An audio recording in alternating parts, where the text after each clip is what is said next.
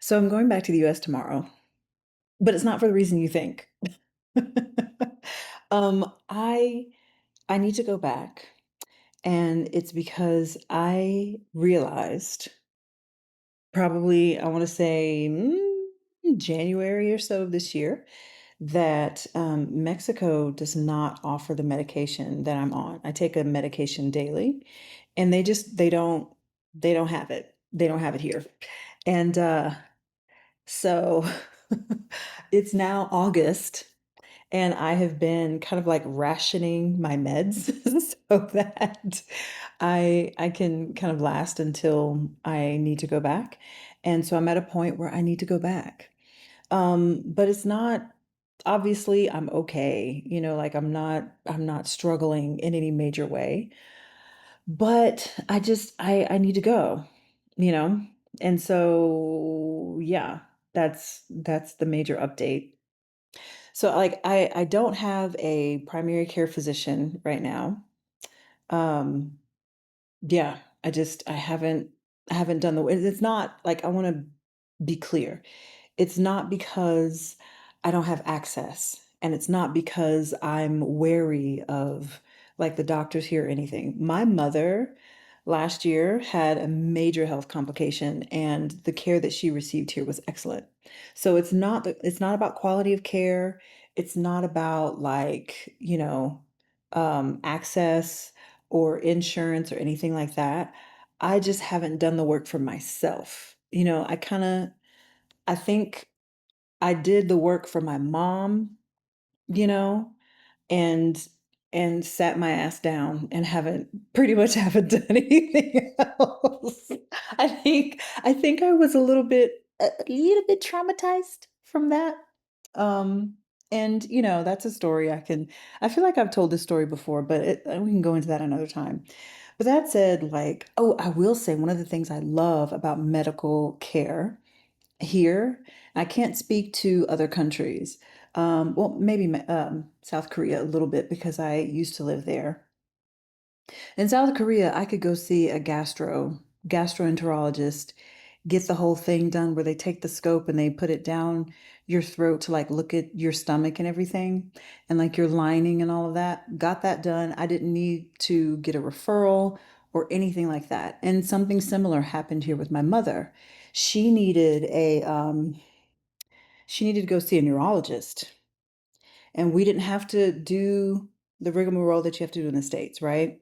Where you go to your PCP, you say, I think I need to see this specialist. You got to get the referral. You got to wait for the referral to go through. Then you got to talk to your insurance, make sure your insurance will cover the referral and cover the medical care. And we didn't have to do that. It was, I think I need this. Okay, let's get you in to see this doctor. And that's it. Um, but yeah, as far as my own care, I have to be honest, I've been a little lax. So because of that, I'm headed back to the States to see my amazing Black female doctor. And, I'm going to talk to her about what's available and what specifically I can switch to that would also be available here in Mexico. Plus, another major thing, I didn't realize that this was a thing for me until quite recently, but I really love the idea of my doctor being able to speak English. And this is not to say that there are no doctors here that speak English, many of them do. My mother's doctor spoke English. But I just, I don't know, there's like a comfort in being like, okay, this is a doctor that knows my history. She knows my body. She knows me. Um, and I kind of want to, I think I just want to see her one more time. And then also, I get to see my brother and my sister-in-law, which is going to be really great too. So I am actually really looking forward to this trip. I'll get some of that stuff done. I'll get to see family. It's going to be great. So I think I'm just gonna like bring you in here with me while I get like some of my toiletries together. So what have I been up to since we last spoke? I did an incredible interview, incredible if I do say so myself, interview with Rashida Dow of Exodus Summit. Exodus Summit, if you don't know, is a community and an online event that happens every year. And it is focused on Black women who are interested in moving abroad, bopping around the globe for a little while, maybe as a digital nomad. They also, you can learn about house sitting. You can learn about like how to take a career break, take a short sabbatical. And it's all for Black women. And these women really helped me. Um, this community really helped me when I was looking for like what my options were about leaving the United States. Specifically, like after I'd come back from South Korea, I was kind of like I was working at the university and just trying to figure out like what do I want to do next? How do I want to do this? And it was through Exodus Summit and the conversations with women who were living in Mexico, and other like a couple of other countries. But I kind of decided on Mexico because of the conversations the women were having in the Exodus Summit community. So I really wanted to kind of like, I don't know, I wanted to kind of like give back. Um, yeah, so Rashida put out a call out. I was like, hey, I'm seeking guests for my YouTube channel. And, I reached out to her. And I don't actually, now that I think of it, I don't know if she saw that because she actually asked me, she sent me an email. Uh, I don't know. Either way, she sent me an email. I immediately said yes, because one of the things that I'm working on is not counting myself out before, like, or like just because I'm afraid, or counting myself out of something before really giving myself a chance to say, okay, you know what, this is something I can do, or this is something that's going to move me forward towards the thing that I say I want to do, right? Like that's been one of my big struggles is I'll look at an opportunity and be like, "Oh, but I don't know enough," or "I'm not smart." Not smart, like I know I'm smart, but like I'm not an expert on the city, or I haven't been here long enough, or I'm not fluent in Spanish. And it's like, no, I'm exactly the type of woman that this community is here for. All of that said, I was interviewed. It was a 2.5 hour conversation. It was amazing. She took a lot of questions from the audience, from the community, which was really great. Uh, and I was surprised because for someone who feels like I'm not an expert here. I don't have kids, so I can't tell you about the schools, and I don't drive, so I can't really tell you a lot about like traffic and the different um, construction that's happening here. But that wasn't actually it at all. It was like, no, we just want to know your experience in the city. That's it, you know? And so it was actually great. But there was one question that I'm still thinking about, y'all. I'm like, I really, really wish Black women would stop asking this question. And the question was, um, and I'm laughing because like the way that she put it was so funny. The question was, have you met any fine chocolate brothers out there? And I say it that way because it's literally how it was typed. She said fine chocolate brothers. So first of all, I wonder actually if this was actually if the question was asked by a woman. I don't know that it was, because I feel like I've watched enough of Rashida's lives, and I've participated in it enough in the conversations to kind of tell that when men are brought up 9 times out of 10, it's another man asking about men. Um, the only time we really talk about men is to say, like, how annoying they are, or, no shade, no shade, but m men, y'all are kind of annoying. Especially when you're coming into a conversation that does not center you. And so seeing a question like that, it's like, "Oh, this is a question that is pulling the conversation into centering men." And that's why I was like, "I wonder if this question is actually being asked by a woman." So all of that said, I responded honestly, and I said, "No, I haven't seen any fine chocolate brothers out here." Um, the black men that I've seen that are single, whether it's here in Mexico or in South Korea or other places I visited or lived, 9 times out of 10, those single black men are focused on dating the women that are in the country, like that are locals. Um, and in a place like Mexico, the black population here is not substantial. I can say that in my neighborhood, I haven't seen any other black people within my vicinity. I've seen Asian people, I've seen Latinos, I've seen Mexicans, I've seen white folks. I have not seen any other black people in my neighborhood, right? That said, when I do see black men, um, and they're either partnered with a woman that's local, or if their partner is black, then like they moved here together, they relocated together, they're traveling together. And so, that was kind of like how me and Rashida answered the question, because she chimed in as well. And she made that distinction because she's in Mexico City. I'm in Querétaro. Querétaro is about 3 hours by bus away from Mexico City. And so, obviously, like, Mexico City is much larger, it's more cosmopolitan, there's a lot more foreigners there than here in Querétaro, but Querétaro has a fair share of foreigners. That said, the majority of foreigners that I've seen have actually been Asian, which is a fun fact, right?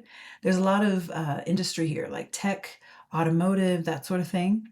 And because they have plants here, and they're building more, excuse me, they bring workers from Asia. And by that I mean like China, Japan, Korea. That's what I've seen mostly. Korean, I think I've seen mostly Korean and Japanese. I've seen a lot of Korean stores here. I've seen Korean restaurants here. I've seen a lot of Japanese restaurants too. So they bring folks here to head up those plants, right? And so I I appreciated the question, but I also I really wish, like, my dream and wish for black women, especially if you're single and traveling abroad, is give the men that are in front of you and that show you interest, give them a chance. I really do think that you are you're narrowing your options a little too much if you go overseas and say, I specifically want to find a black man to date and to partner. I'm not saying you can't do it. I'm not like I'm just questioning whether or not that is going to give you a healthy pool of candidates, you know? Um, I I'm really I have to be 100 with you. I'm not dating right now just because my focus is on other things, right? My focus is on work. My focus is on my personal projects. I just started one-on-one consulting conversations for people who are really new to this move abroad space and are like, I don't know what to look for. I don't know where to find the information. I really want to, or like, I really want to talk to someone. I'm interested in Mexico. Let me talk to another Black woman who's there, who's experiencing it. I have one on one consultations available. That information will be in the description box. And also, if you're interested in watching the conversation I had with Rashida, I think it was great. It was excellent. Her questions were excellent. The questions from the audience were great. And, it's one of those things where it's like, it's 2.5 hours long, girl. Don't sit in front of your computer or in front of your TV for 2.5 hours. Put it on, listen to it like a podcast. Maybe while you're cleaning your house or cooking or whatever, right? But I think it gives a nice overview of what my experience has been like in Querétaro. And again, I am not an expert. I'm just sharing what I've experienced, right? So I'll put that link in the description as well. And I'm going to see if I can, put like the little, the little link in one of these areas too. It'll be somewhere on the screen. But that said, give yourself give yourself the opportunity. Give yourself the freedom. Yo, listen. One of the things that I really love about spending more time outside the United States is that you get the opportunity to see yourself, to see your beauty, to see your allure, to see um your culture through the eyes of another person. And you would be surprised, pleasantly, pleasantly, most of the time, pleasantly surprised by what you find. Um, every dating experience I've had, whether it was a younger guy, and I'll be honest with you, I'm 42 years old, and the majority of the men that I have dated have been younger than me. They've been in their 20s, in their 30s. Um, in all my time abroad, I've only gone out with one man that was significantly older than me, but everybody else has been younger. And that's actually kind of cool because it kind of lets you know, like, well, actually, it's funny. Sheeta was like, I feel like Mexican men. Sheeta's like, I feel like Mexican men they don't know how to place me when it comes to age. And I could see where she was coming from there because the men, ooh, I was trying to see if I put something on my face. The men that I've dated have run the gamut as far as age, right? But most of my experiences have been really good. And I think, yeah, I think it's worth it overall. Now, of course, you have to use your common sense, right? Some of these men are only interested in dating you because they've because of what they've seen on TV. Or they're only interested in dating a Black woman because, you know, fetishization. That is something to consider. But I don't think it's a reason to say no and only focus on Black men. And I don't think it's a reason to hold yourself back. There are ways that you can mitigate that. There are questions that you can ask. And I'll be 100 with you. Once I am in a conversation with a man or I'm on a date, the moment he makes me feel uncomfortable, I always make sure that I can get myself home if things get weird. you know, I always make sure I have enough money in my wallet, the Uber app is working, whatever, in order for me to get home. So that said, I think it's worth um, making sure that if you're going abroad and you're interested in dating, my personal advice is that you don't limit yourself to one particular type of man. I think it will behoove you to open your open your aperture a bit, open your options a bit because you might be surprised. You really might be surprised. What else? What else? What else do I want to bring? I think I'm going to bring these masks. I the time that I spent in Korea was great because I learned about so many different like skincare products and stuff. But one of the things that I have kind of brought from there was these biocollagen real deep masks. I think this is like a knockoff of like the super popular brand that I've been seeing all over TikTok, but I like them. I like them. They're actually really, really good. So like I will use the mask, but then I'll save the package because there's still so much serum in there, and I can put the serum on at night before I moisturize and go to bed. So I think I'm gonna take some of these. But that said, if you have questions about dating abroad, if you have questions about like my experience in particular in Mexico, put them in the comments. If you are a Black woman who has been living abroad and uh, you can share with the class one thing that you have appreciated about dating while you have lived outside the United States, I would love to hear it. Put that in the comments too. I'm always curious. Even though like dating has not been my major focus as of late, I'm still very much interested in meeting new people. I'm still interested in like what it looks like for Black women in other areas. Because, oh, another thing, I booked a flight, I booked a trip to London in October. Very excited about this. I hope that's not too loud. I just realized, like the plastic can be really loud. Um, I booked a trip to London in October, and I'm really looking forward to heading out there. And I got inspired, y'all.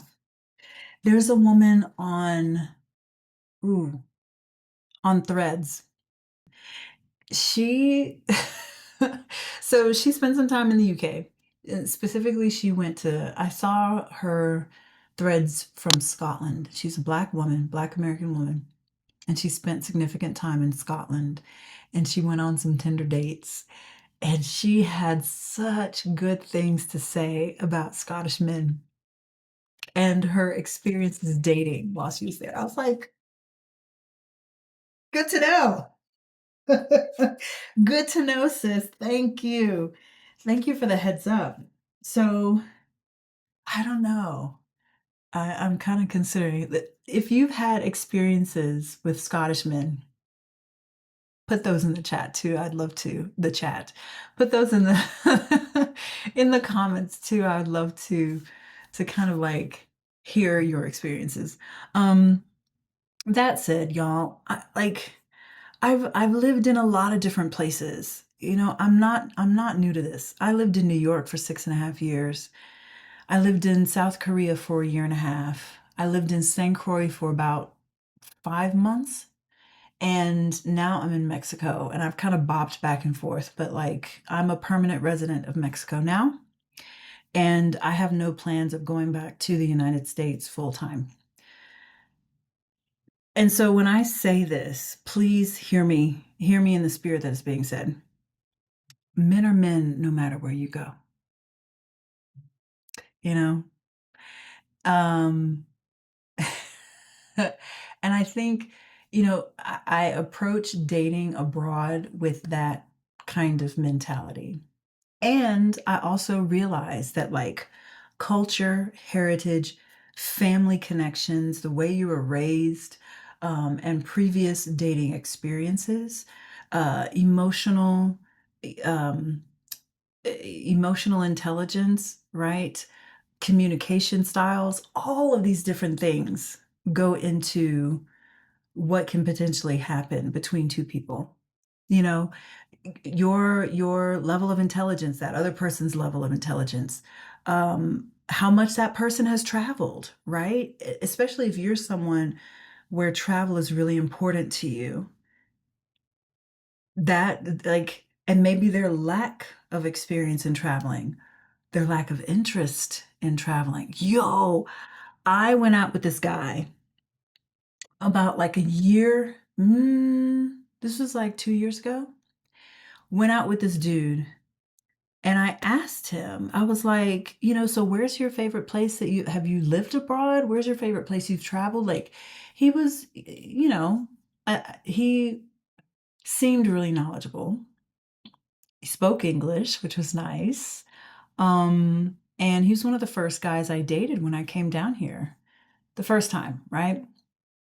So I went back home, then came back. Anyway, um, he said, yeah, I haven't actually lived abroad, and I honestly, I'm not really interested in traveling much outside of Mexico, which I found really interesting considering his line of work. Um, but like, I have to be honest with you, that was kind of a turnoff for me because I was like, I want to continue traveling. I want to continue kind of like bopping around a little bit. I'm like kind of a turtle traveler, you know? I will go visit a place and then maybe go back and like really stay, like chill for a good, I don't know, year, 6 months to a year, maybe more. That's how I like to kind of move around. But he was like, I'm not really interested in traveling. Uh, and for me, because that's an important part of my life, it's an important part of my identity. I was like, okay, cool. This is not gonna work. And I've met women who have given up entire swaths of their identity, like major aspects of who they are, in order to make a relationship work. And I am very firmly against that. Firm, like, no.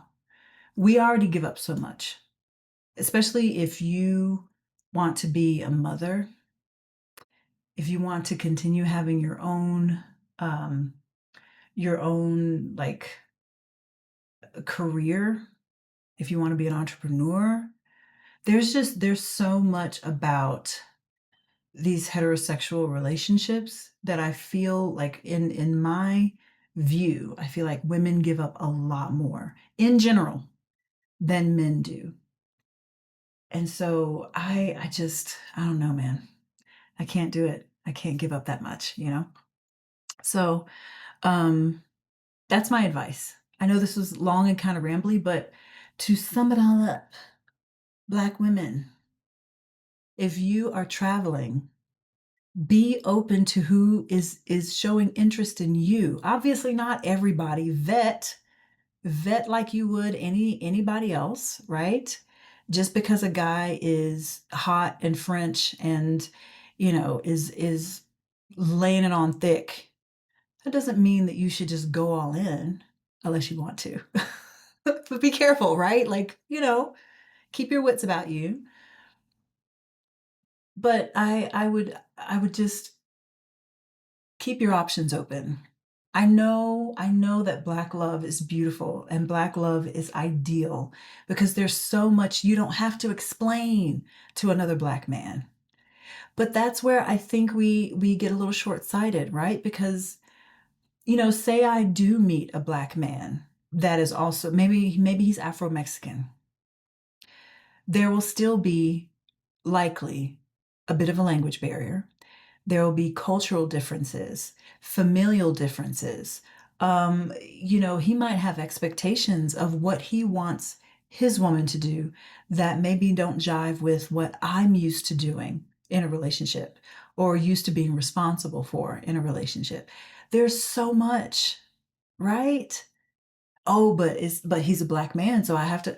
Nah, we keep your options open. So that's one aspect of the conversation that I had with Rashida that's kind of been sitting with me, and just wanted to kind of put that out there as something that I think more Black women should be aware of when they're traveling. So that's I think that's pretty much all I got for this video. I'm definitely, I'm going to definitely talk more about some of the things that I wish I had said in the conversation, especially the story around why I chose Querétaro. That was asked a couple of times, and I feel like I gave a softer answer or a more palatable answer than the reality of why I chose Querétaro instead of like San Miguel de Allende, for instance, or Mexico City. I have a really interesting story about why, and that will definitely be coming up here pretty soon. But if you don't know me, my name is Siobhan. I'm a 40-something Black American woman who is traveling abroad, living abroad, and learning how to have a bit more agency in my life through everyday decisions, right? Like I said, I'm going back to the United States this week, and I definitely am interested now because of all of the recalls that are happening, like the food situation, the some of the interesting, we'll put it that way, interesting things that are happening in my home country. Um, I'm definitely gonna share what I see, uh, that's very different based on, like, my situation here in Mexico versus what I experience on this trip. Definitely gonna take you guys with me, alright? And so we'll see you soon.